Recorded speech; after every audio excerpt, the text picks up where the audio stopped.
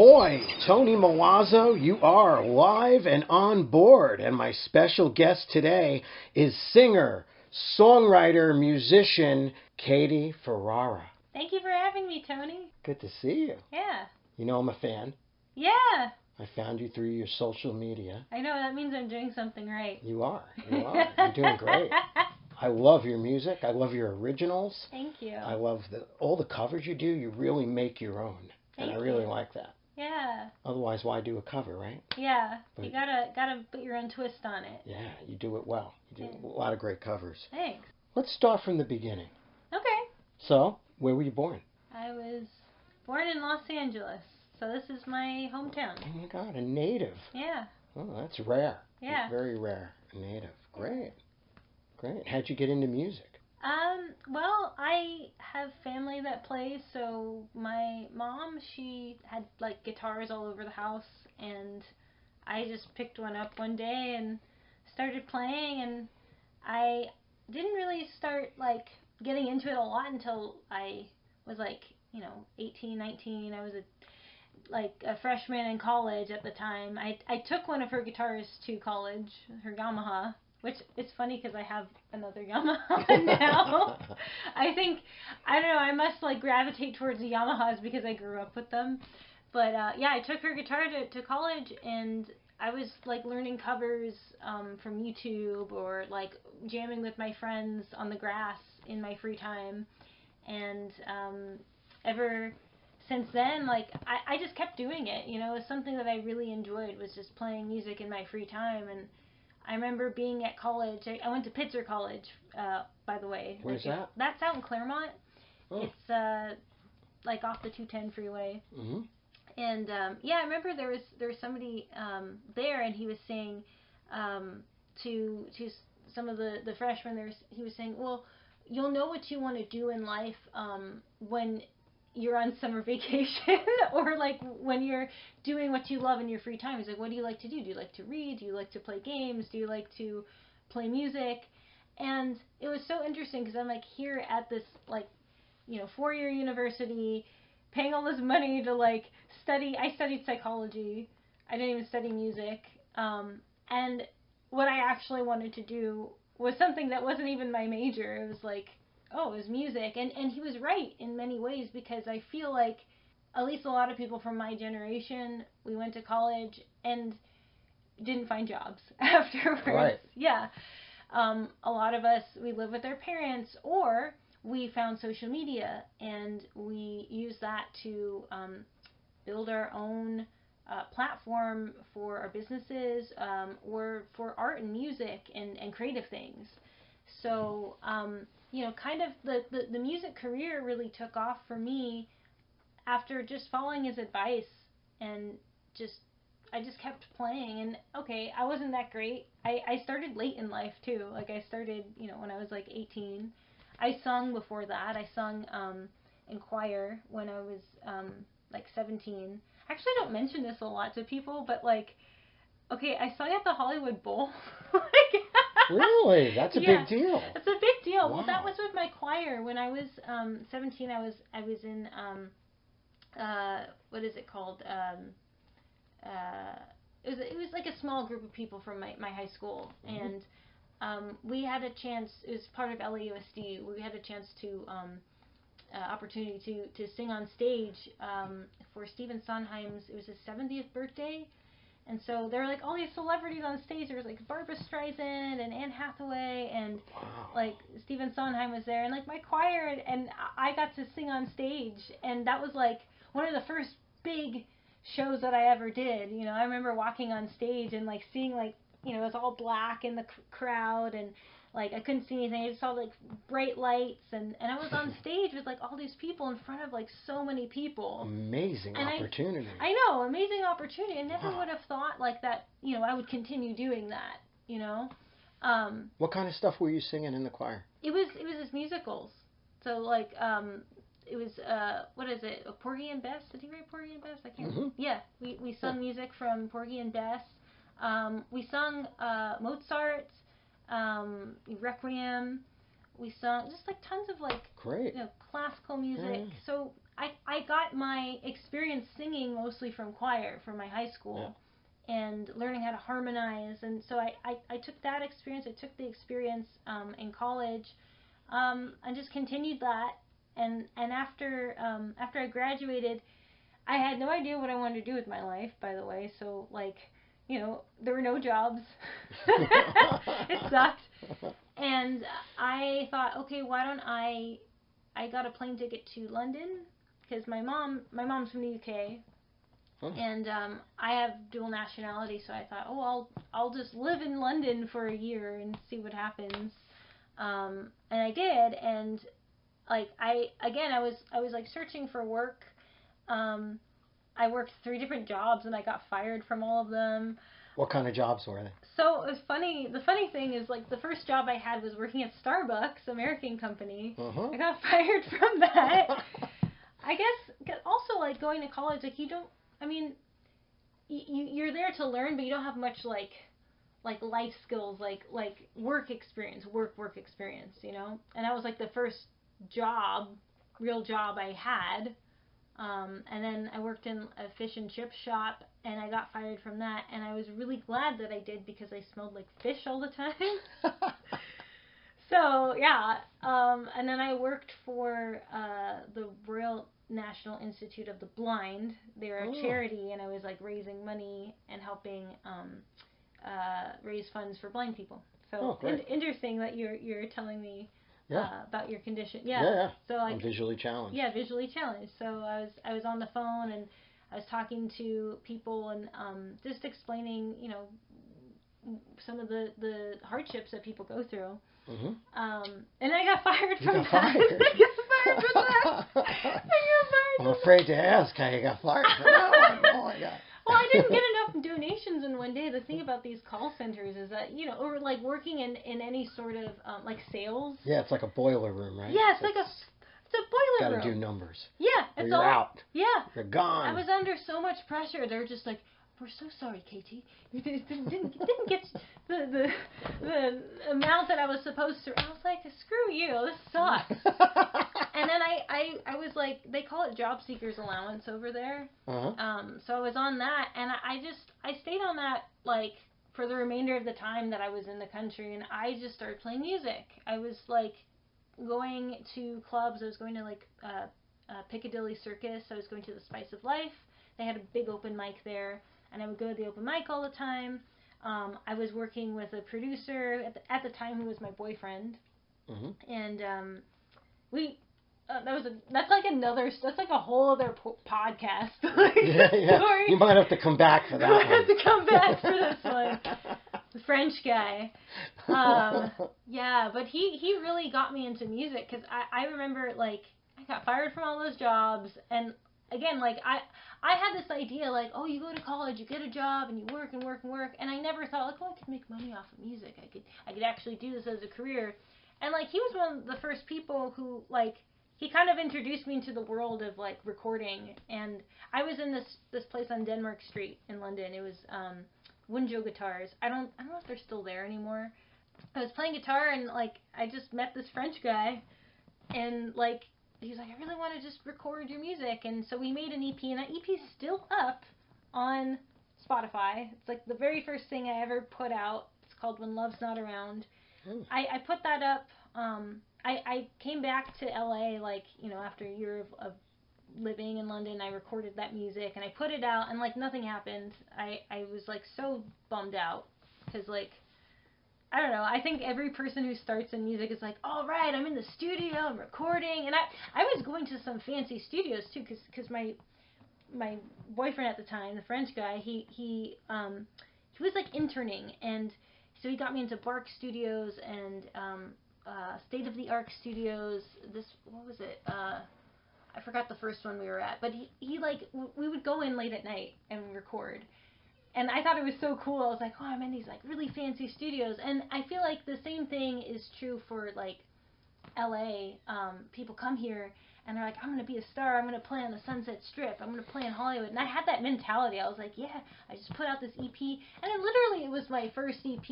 Like my voice is totally different from that first recording that I had put out.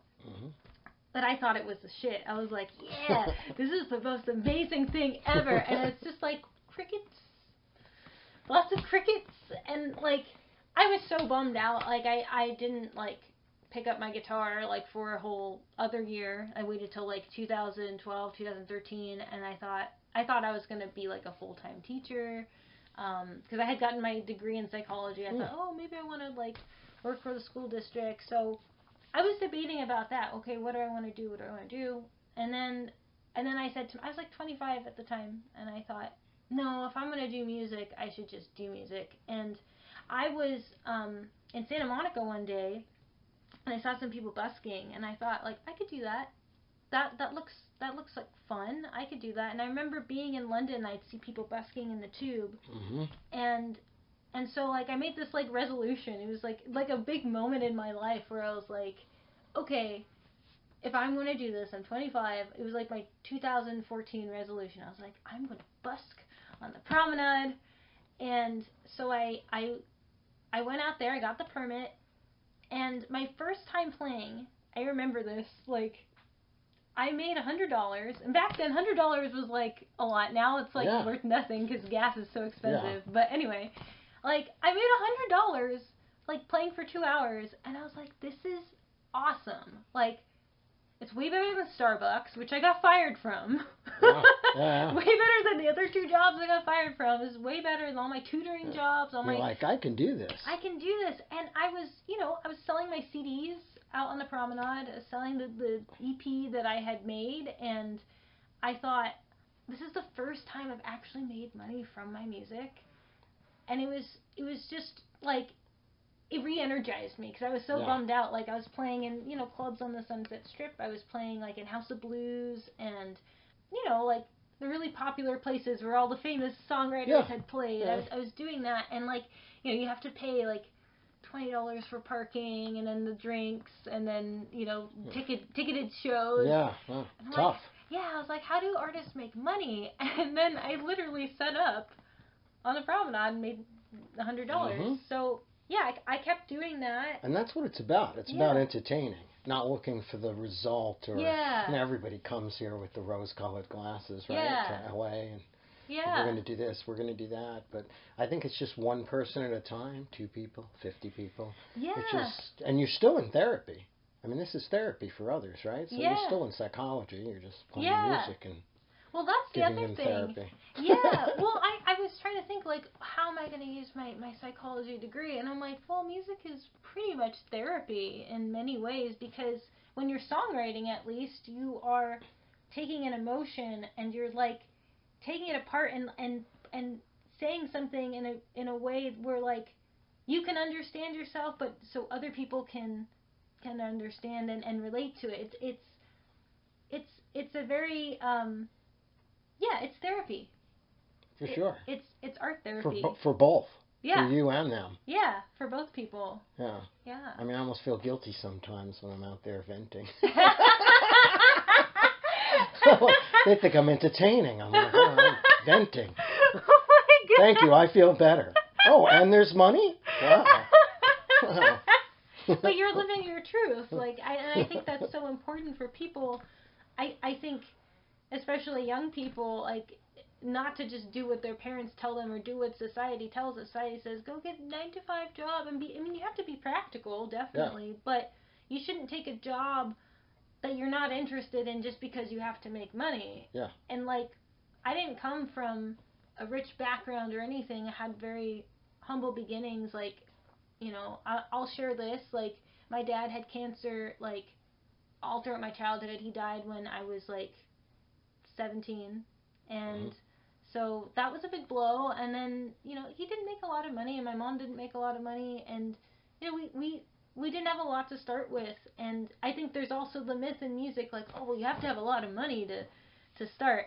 You have to know people. You have to, and I was always told that by my mom. I mean, because her being a musician, like, I think she was trying to discourage me at first. She was like, don't end up like me. And she would say things like, well, you have to know people. I'm like, okay. Like, all you need is a street corner. Yeah, there you go. It's a street corner. That's it. Street corner. I mean, but who knew? it was like, but I was meeting people, like you said. I was meeting people one by one. Networking. And it really opened the door. And like, I'm not like, I think people think that I'm a very like extroverted. I'm not extroverted. I'm very introverted. And I was explaining this to like my boyfriend today. I was like, yeah, I'm a really shy person, and so like putting myself out there has always been, it's really difficult. It's frightening for me, but then I kind of crave it because I'm like, oh well, like it kind of breaks me out of my shell a little bit, and then people think of me in a different way. And I think that's why I still do it from time to time. Like I'll go out, I'll go to Burbank, or I'll go to Santa Monica, or a farmer's market, and I'll just set up because I'm like, you know what, I feel like I need to just get out there. Yeah. It's something that I can always go back to. And then you want more and more of it, don't you? Power hungry. She's an entertainer. Yeah. That's what it's about, the exchange, right? It's the exchange. It's the energy exchange. And I think also, like, being on stage as a performer, what really makes a show is that energy from the audience. It doesn't matter if there's like 1 or 2 people in the audience, or if it's like 200 people, or a whole big stadium. It's like you're exchanging something with people. It's an energy thing. So how about collaboration? Have you been co-writing with anybody? Or? Yeah, I've done tons of co-writes. So one of my songs on Spotify, it's called No Bad Days. That was a co-write between myself and a friend of mine called Patricia Bahia and Ted Wolfers. They're both songwriters in LA. And we wrote that song in like 2017, and it got on Hallmark Channel. It got on a TV show. What was that called? That was called The Good Witch. Oh, so on season 5 of The Good Witch. And then I recently wrote a song with Warren Hewart. He's a record producer in LA. And I'm going to be putting that song out next on Spotify, actually. What's that called? It's called This City. And it's about, Los Angeles, about also getting in touch with nature. I feel like we're so trapped in the material world. And, like, for me, I got, like, really spiritual, like, over the pandemic. I was, like, into, like, tarot cards and, like, doing yoga and, like, all these, like, hippie things. And I was like, I need to write a song about this. So I came over one day and he showed me this guitar part, and I was like thinking, I remember what happened. No, I came back from Lake Elsinore. I was playing a gig out there, like super far away, and I was really exhausted because I was driving all day, and it was the grind. That's what it was, because I gig a lot. I'm gigging like 4 or 5 days a week sometimes, like a full-time job. Great. And but it becomes a grind, and I was really wanting to break away from that, because I feel like, okay, as much as I love music, like it's also my escape, and I think I was trying to find that creative part of music again, because I had turned it into my job. Yeah. Sometimes you just got to get off the train. Yeah, get off the train. At a different stop. Yeah. So I think the lyrics to that song, which you'll hear when it comes out, but I think they were inspired just by that experience. Like, I was writing down, like, all my feelings, and he was, like, playing guitar, and then I went home, and then I, like, wrote out some lyrics, and he's like, oh, I like this, and then we, like, put it together, and it's so interesting, too, the way that songs come together, because you can have an idea in your head, and then you think it's stupid. You're just like, oh, this could never be a real thing. And it could just be like a lyric or just like a melody, and you get it stuck in your head. And I get really excited when, like, okay, you finish the bare bones, like the guitar part or the lyrics, and then and inviting other musicians to play, or co-writing with, like, or bringing a band in. Like, we brought in, some session players in the studio, and, like, we put strings and drums and bass, and I was like, what? My head just exploded. Evolving quickly. Yeah, I was like, wow. But I could hear that stuff in my head. And it makes me so happy when, like, we record those ideas, because it, like, legitimizes all of those ideas that you have, like, they're not stupid, they're real. Yeah. Yeah, creative process. Yeah, I love Beautiful. it. Yeah. Excellent. Do you find that any of the tragedy or breakups or even your dad passing away, is that in any of your music or your writing? Or? I think, yeah, I would say, well, with my dad, I think, if anything, I didn't really want to focus on that. You know, I think I wanted to focus more on being overcoming trauma and overcoming hardship. I don't think, like it's hard to write a really upbeat song, and so, like, I've always tried to focus on that. I do have songs. I'm trying to think. Well, I didn't play it tonight. I have another one I wrote with Warren, and I really like it, but it's like super dark. But I think when I write songs, I like to have, like, my own personal experience in there, but I also have many different influences, so it's not necessarily about that one experience or about me. So when I do write, like, it is a little general in some sense, but yes, yeah, that Means to an End is the song that I'm thinking of, and that one... I like the title. Yeah. Well, again, because I was thinking about, the grind, but relationship-wise, like, sometimes we're in relationships, and, you get married, and everything just becomes routine, and do you, like, get in that relationship with that person because it's convenient, and a lot of people do. They get married out of convenience, and then where they forget that the love that was actually there, or, like, you get lost in, like, all the fireworks in the beginning, and you tell yourself, like, this person's the right person. So, like, when I was writing lyrics to that song, I was thinking of my own personal relationships, but I was also thinking of my parents too. And, like, I'm not going to tell my mom, like, oh yeah, I was thinking about, like, you and Dad in this song, but one of the lyrics was like, yeah, you don't have to share how you get there. No, right? but one of the lyrics was like, we're sitting at the TV fills the silence, and I remember as a kid, like, that's what my parents would do. They would, like, put the TV on when they were, like, mad at each other. Because it, like, made it less awkward. And I was like, oh, this is good. So, like, it wasn't necessarily about me, the songs, what I'm saying. Right. But I kind of thought of that instance of, like, I was thinking of, like, a couple in the song that they were basically with each other as a means to an end. And, like, I was trying to think of some visuals, and I was like, oh, okay, but lots of couples do that too. That's why it's relatable as well. They put on a TV because it makes or the radio. It could be the radio in the car. Yeah, so I think in terms of finding visuals for lyrics and songs, it's important to take from your personal experience, because I feel like when you say things like that, I mean, other people probably feel that as well. They've probably gone through similar things. Yeah. Yeah. So while we're there on the process we're talking about, yeah, I'd like to ask, is it different each time how you create a song? Do you first sometimes write the lyrics and get the melody line and then find the chords on your guitar? Or sometimes are you picking chord patterns and then writing lyrics to it? What's any rules for you? I get a lot of melodies that come to me, and I'll either be, like, playing on an instrument, I'll be playing guitar or playing piano, or maybe I'm tapping, or maybe I've just listened to a song and then I've let it sit and then something has come to me, or I'll be driving.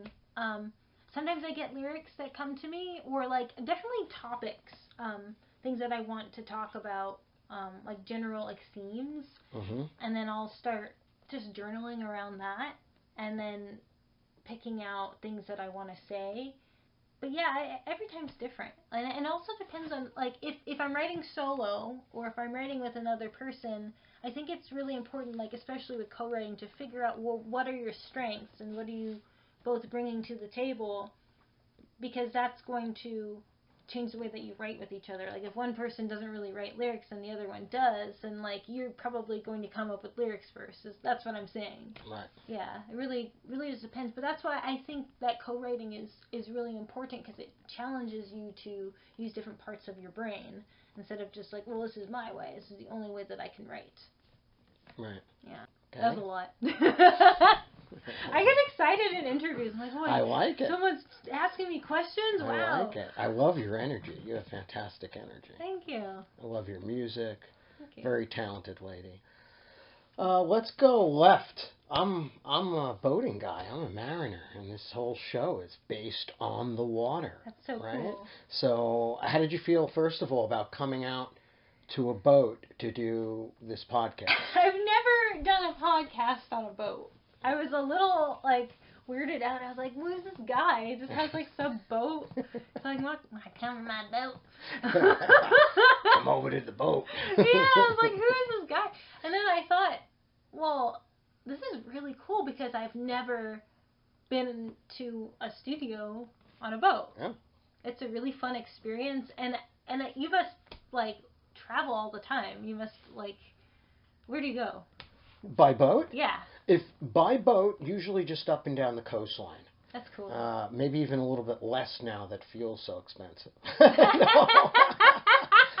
Yeah. You know, originally I'd planned to leave the boat in Cabo for a while and go back and forth, and that didn't happen. But I mean, we've had a lot of interviews, a lot of fun on this boat. A lot of songs have been written on this boat. Films have been shot off the boat. Wow. Music videos. So cool. Yeah, all kinds. The podcast, of course. What music videos have been shot here? Can you look The them up? Sposato brothers. They were on American Idol. Wow. Yeah, they came out and shot something. And they just asked. They're like, "Can we use your boat?" Yeah, and wow. Also Judd Hirsch. We did a movie off the boat. Wow. So that was great. That's amazing. But now this is monumental. Katie Ferrara sang a bunch of tunes on the boat and did a podcast interview with me, and yeah. I'm honored. I'm honored. Thank you I'm for glad having you're me here. For sure. Yeah. So boating. What have you done boating? Any boating? Any kayaking? Any swimming? I mean, water sports. Well, I've done, actually, we're in Marina del Rey. You can get a boat out in the marina. You can get a little kayak out here. Yeah, to rent anything. I used to do a farmer's market gig around here. And I was, great. I would see people boating, and I was like, I should just do that afterwards. So I got one to myself and spent the day. And I told you I went to Lake Cachuma up, it's kind of near Santa Barbara. I just spent the day. Oh, that's great. It's beautiful up there. Yeah. Lake Cachuma? Lake Cachuma. Oh, I didn't even know about that lake. Oh, great. Do you ever go fishing on your boat? I'm not a fishing guy. Oh, okay. I'd rather go buy the fish. Preferably cooked already. Yeah. With no eyeballs and heads. Yeah, I don't like the part about sitting around waiting for something to happen, you know? I'd like to go catching. Catching is more fun, right? With your hands? They call it fishing. No, I like the part where the fish is already on the hook and you're reeling it in. That's the fun part. That's about it, though. I don't like baiting the hook. I don't like cleaning the fish. It's not my thing. I'm truly a sailor. I love sailing. Yeah. Have you ever sailed? I've never sailed. Oh, we're going to have to get you out sailing. Yeah. Whole different thing. Yeah. This power boating's a little too easy. You just turn the key and you go. Eventually you get where you're going. Yeah. I'd like to ask you about pets. Do you have a pet? I used to have a cat. But yeah, I don't have any pets right now. No pets. No. Mm. My landlord doesn't allow animals. Yeah. I love cats. They're my favorite animal. And when I do get a place that allows pets, I will probably get a cat. Kind of hard, though, being a working musician and having pets. I know. Too. Well, if you have a partner, your partner can... You hope to come home and the pet's still alive. Oh, yeah. Depending on your partner. He has a dog. He's a dog guy. Oh, yeah? Yeah. Well, he's okay. He's been keeping himself alive, right? So, you would hope he can... Yeah. Mm. And how's that going? What? This relationship. Oh, it's going... Is he very supportive of your music? Yeah. Great. He's good. Yeah, we've been together almost a year now, and it's funny because I tell a lot of, my girlfriends about the music industry because I've dated my share of musicians, and let me tell you, I hate it. I hate, male musicians. I'm sorry if you guys play music, but, Yeah. I think, yeah, some of my, when you ask me, like, oh, what do you write about? Some of your relationships, I have, well, Lost in Your Ocean Eyes, that's off of Break Free. That's off my full-length album. That was about this guy. Let me tell you about this guy. Male musician. Oh my God, I was in love with him, but like infatuated with him. Not like in love with him, but I don't know, I still have such a strong connection to this guy. I wrote that song for him because I was so like in love with him. Obsessed, maybe? Yeah, I was a little obsessed. Yeah, but he just wanted a bone, and that's like a lot of the men in this industry. I'm sorry to say that. I mean, that's maybe I could be wrong, but I think that a lot of men, they see the female songwriters, they see them as a challenge. They're just like, and then they get like aroused by that, and they're like, I need to conquer this woman, and we're just seen as like this object to be conquered. And I'm like, and maybe she'll write songs about me.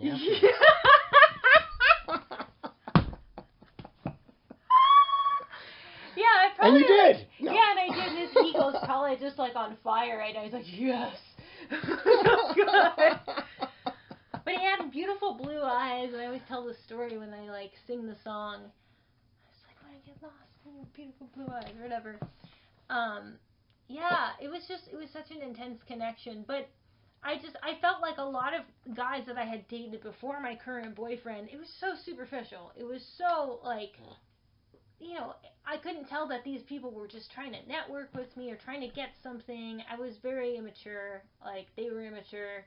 And this has been the first relationship where I'm like, you are a partner. You are somebody who supports me, and I support you.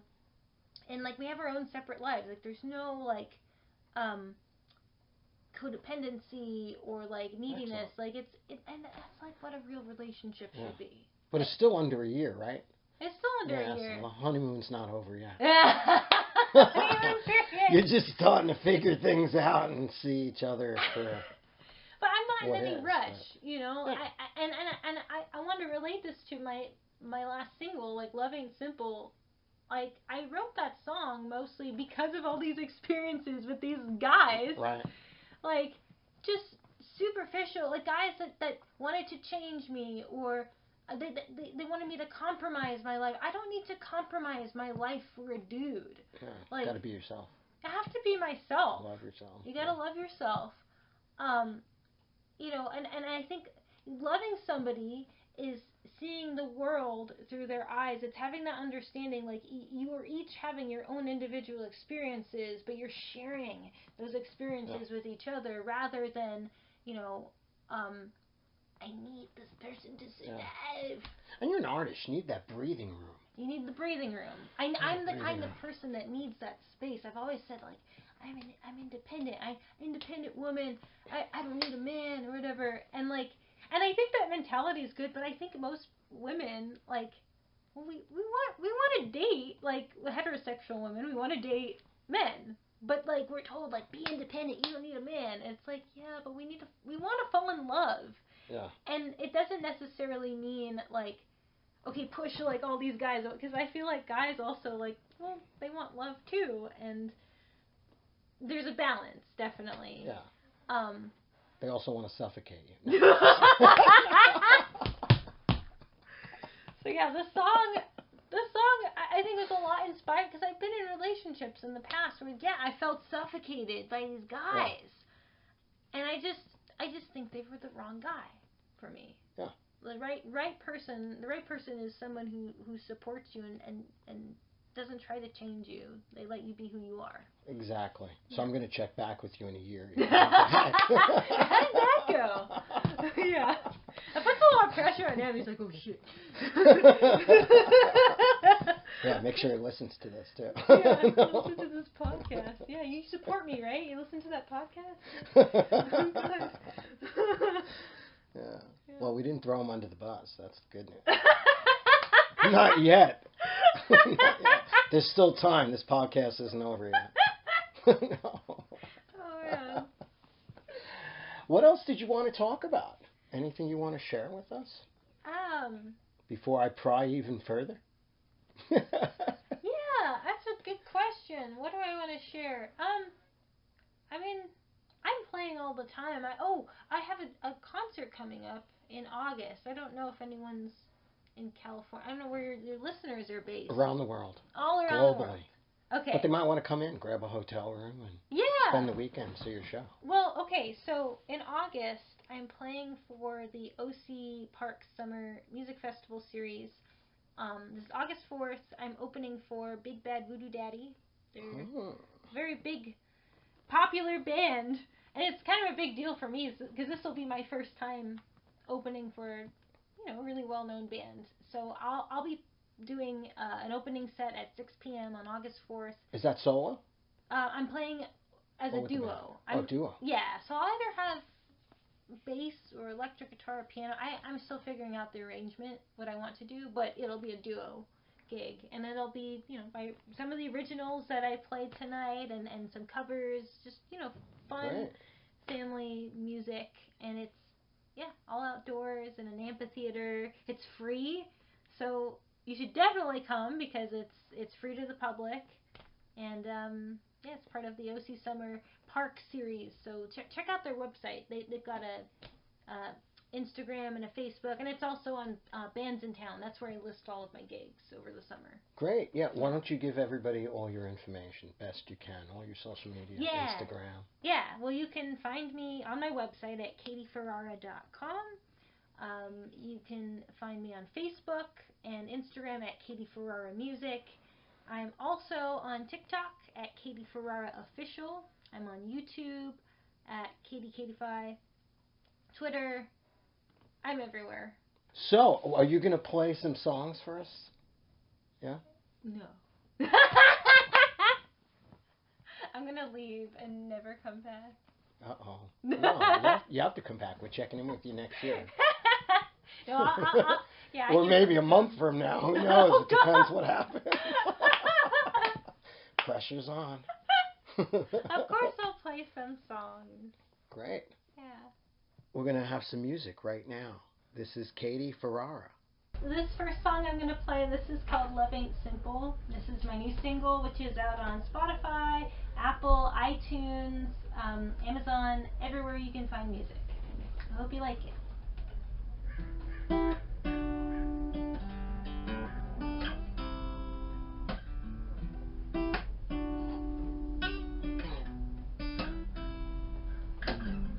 Spirit roams from place to place, Sedona, Taos, and Crater Lake.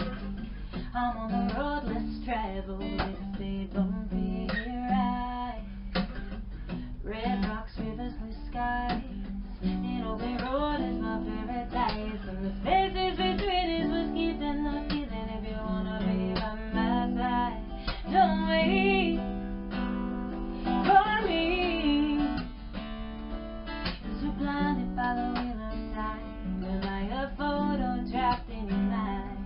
Don't wait for me. Like an eagle's wings in the sky, I gotta be free to fly. Love ain't simple and neither am I. Love's always changing, can we see through each other's eyes, through each other's eyes? Ooh, through each other's eyes.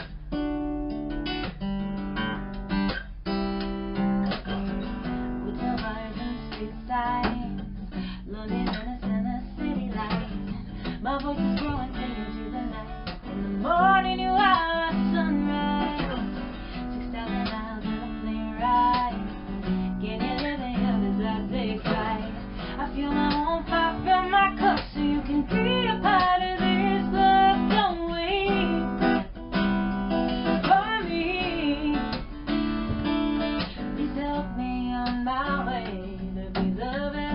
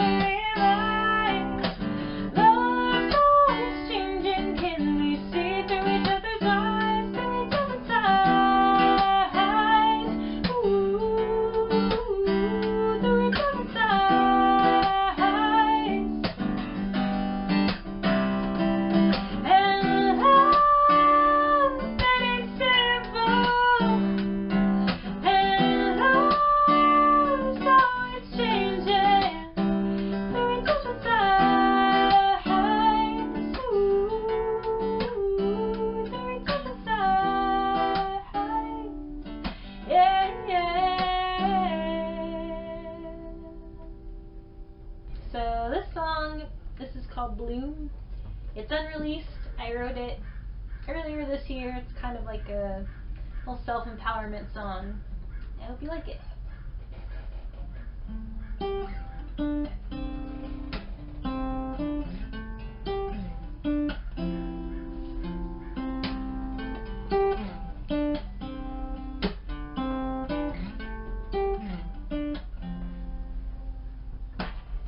These seeds have been buried too long in the sand.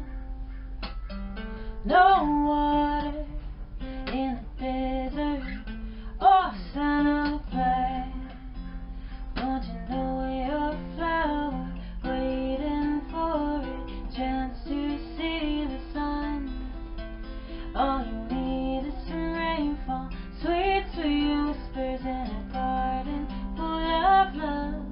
I want you to feel so brand new.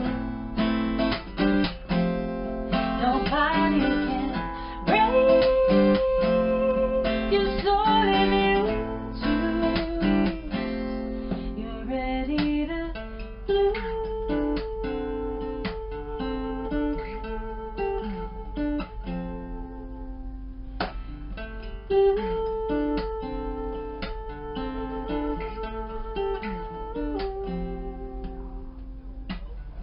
They're green with envy, thorns sharp as a knife. They'll cut your skin to see your blood run dry.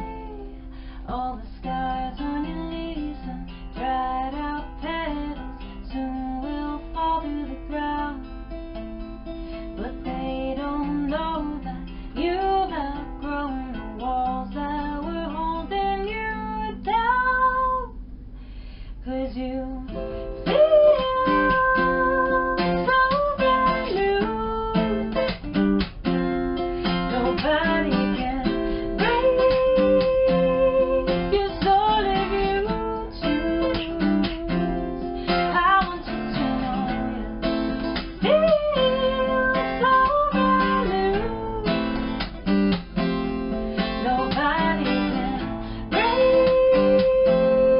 your soul if you choose. You're ready to bloom.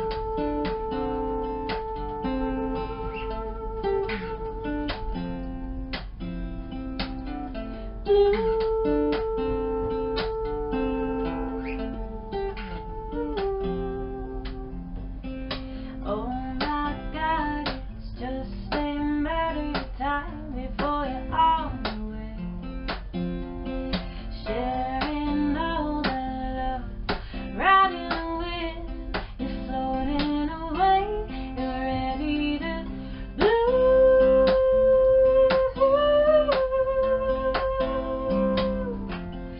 Ready to bloom.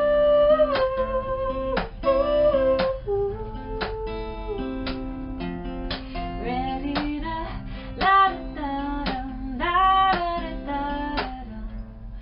Ready to bloom.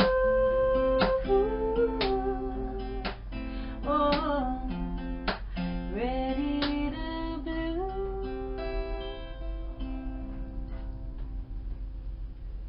Anything that you want to share for anybody out there that's also either trying to do what you're doing or trying to do whatever they're passionate about or inspires them? Any words of advice? Just don't give up. I mean, that's a simple advice. It's easy to say it, but don't get discouraged, because I think when you're doing something that you love, you're going after your passion.